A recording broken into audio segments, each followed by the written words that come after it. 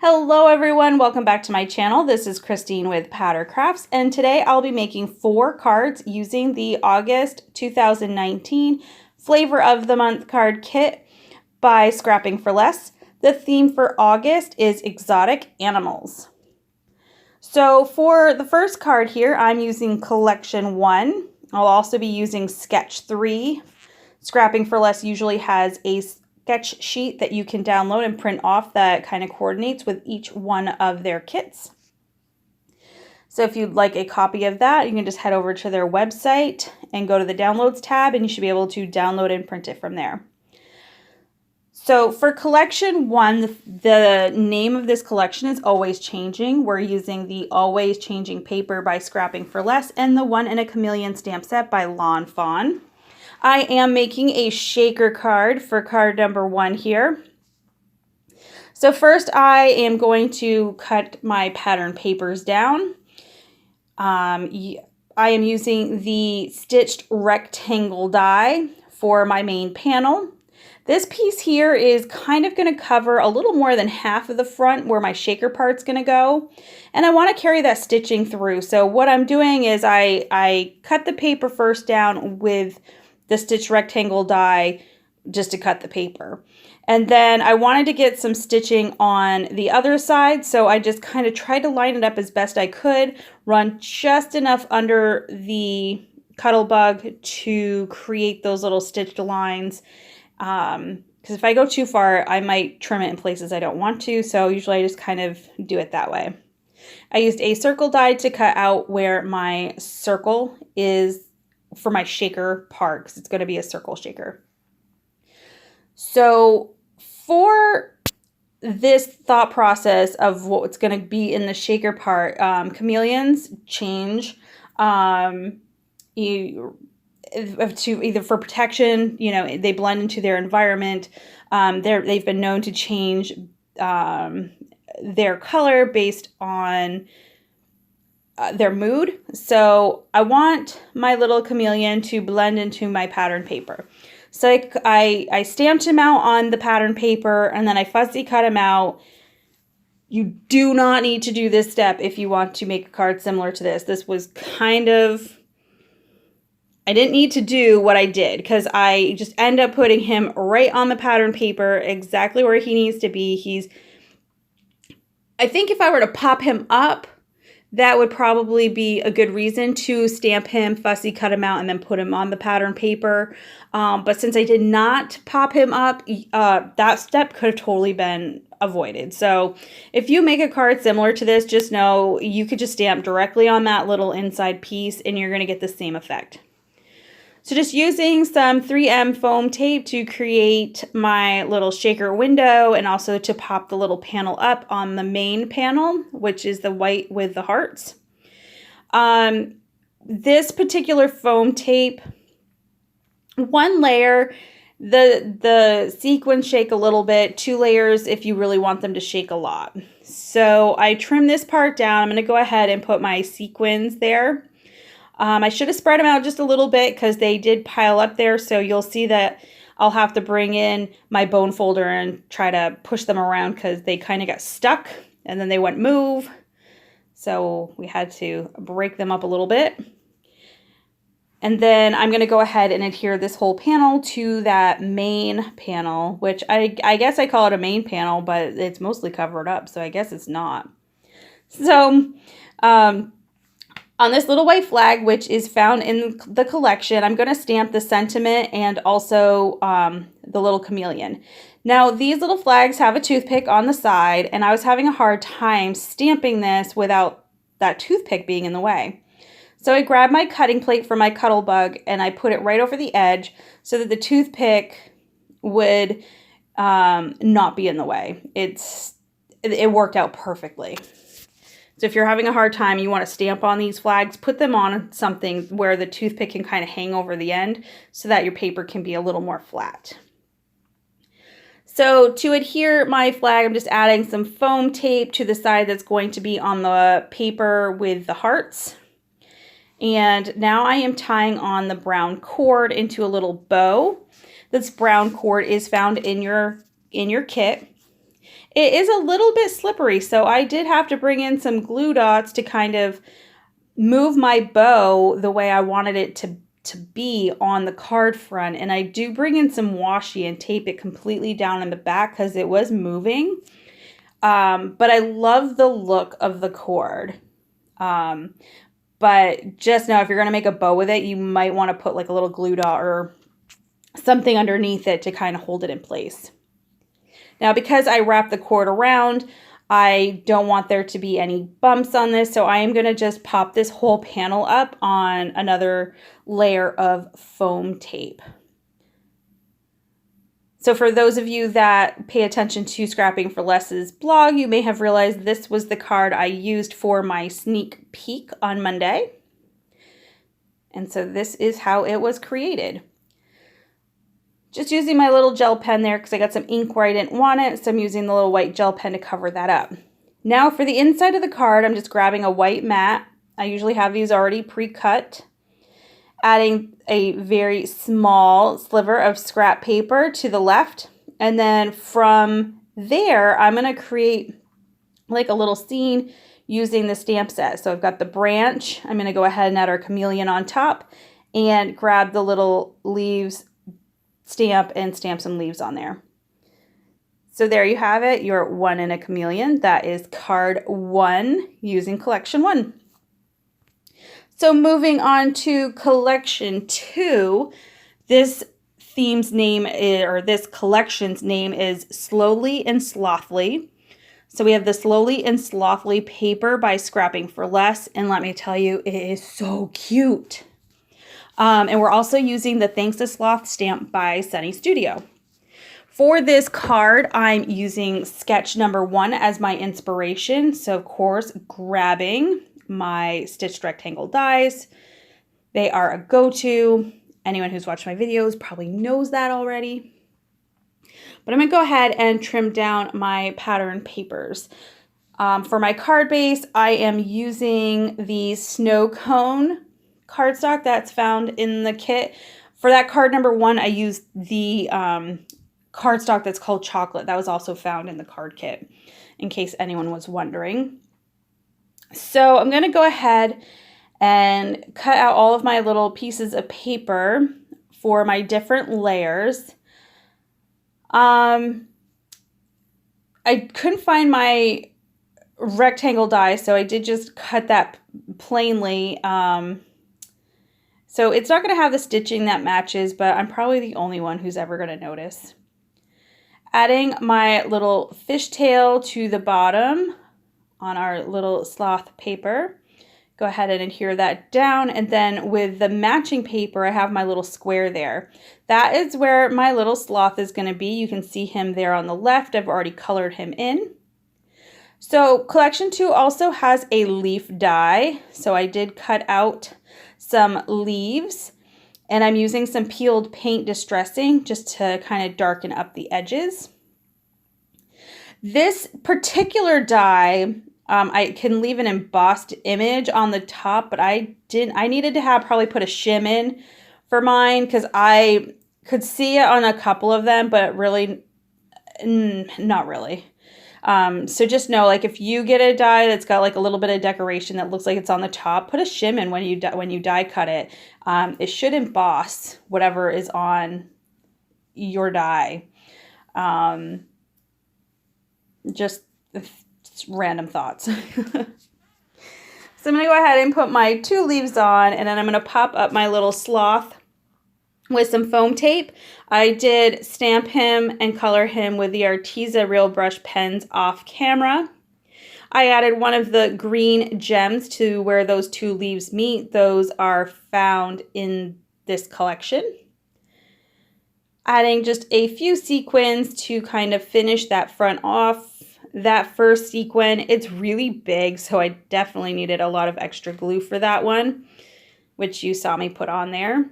So let's go ahead and decorate the inside of the card. I decided to bring those leaves in again to the inside, so just putting a little bit of distress ink on those. Then I'm going to use the sentiment found on the stamp set that says, "Thanks, a Sloth." and just using some Gina K black amalgam ink. And then I'm grabbing some Memento London Fog ink to stamp this little sloth over the top, because that makes it just light enough that you can see it, but not so dark that it takes away from the sentiment. So there's card 2 using collection 2 and sketch number 1. Now, card number 3 is actually collection number 4. I made these in the wrong order. But so collection 4 is called Bird Talk. So we are using the Bird Talk paper by Scrapping for Less and the Bird Talk stamp set by Scrapping for Less. I'm also bringing in some of this really pretty gold glitter cardstock. This was in place of a colored cardstock in the kit. So this month you're actually just getting 4 colored cardstocks, and then you get 1 full sheet of gold glitter paper and 1 sheet of silver glitter paper. And this glitter paper is self-adhesive. So I didn't know that till after I cut it, because I just thought, wow, this paper's really thick. But guess what, guys? It's self-adhesive. So awesome. So for this sketch, which is sketch number 2, I am trimming down some pattern paper. And on this sketch, I couldn't tell if it wanted 4 different pieces or 2 pieces, but I figured it was 2. I know there are some, like the dimensions are on there, but I didn't read it. So I just kind of looked at it and went with it. Doing my ever so calculated trimming here. And we'll add these 2 pieces right onto my cardstock. That glitter cardstock had no problem holding this pattern paper. Just with some ATG, it stuck right to it. Then I have this little other extra gold piece that I'm going to put right on across the middle as shown on the sketch. On the sketch, there is a circle that kind of goes in the middle, but I decided I'm going to use one of the tags that comes in the collection.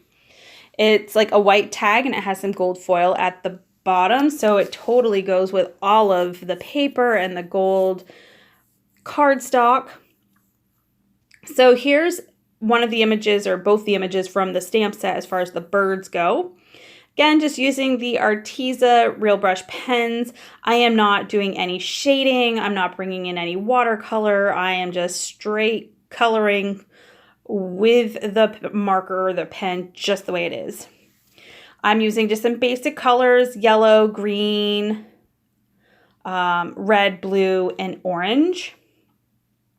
And with these markers, they do tend to stay wet a little bit longer, so definitely be careful if you're coloring with them, because some of the colors, like if that red and the green would have blended, it would just make this ugly brown color, so I had to be careful how I did that.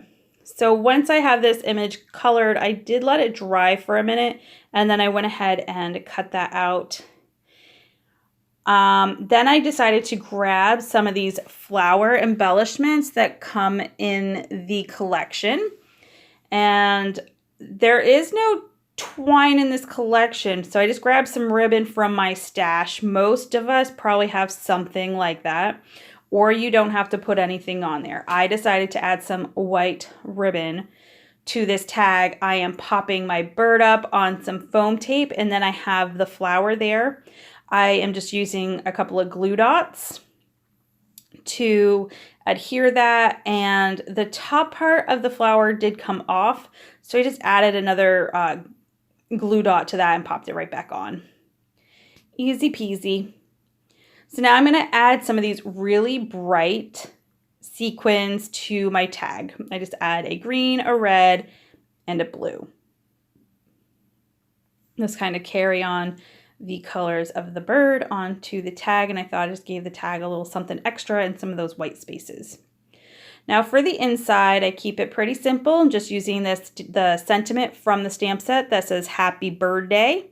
Then using the other bird image, just like before, stamping that with some Memento London Fog ink, and then adding a strip of the pattern paper. I was thinking I was going to do both, which is why you see it on the right.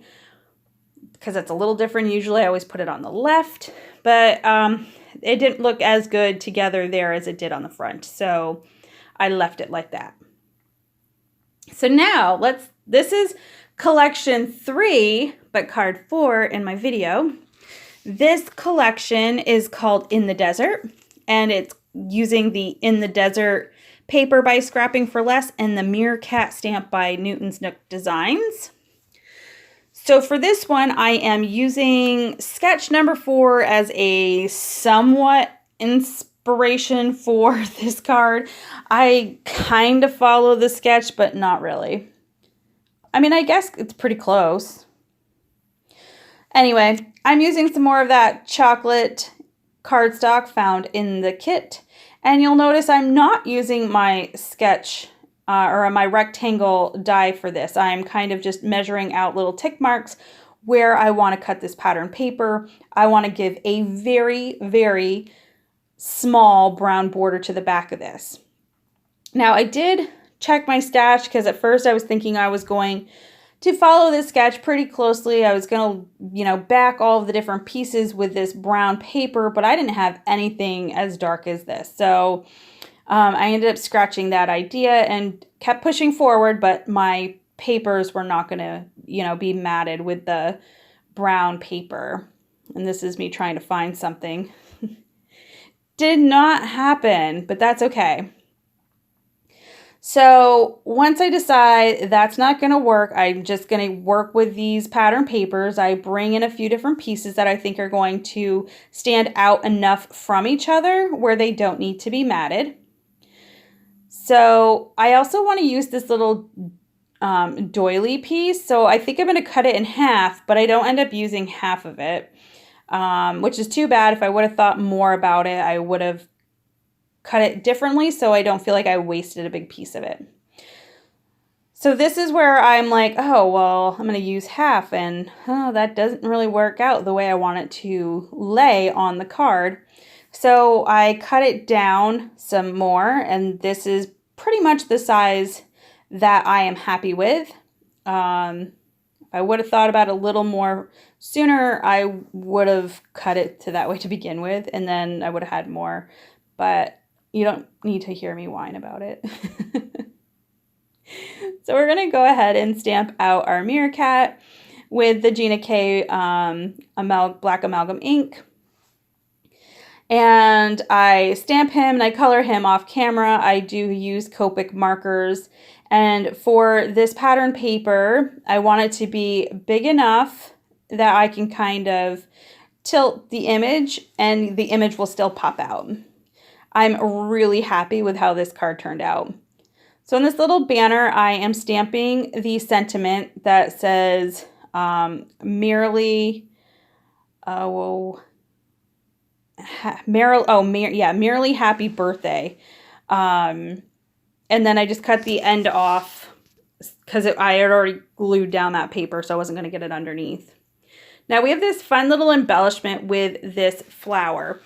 And I wanted to use it, but I didn't want to wrap it around my image. And like I said, I'd already had everything glued down.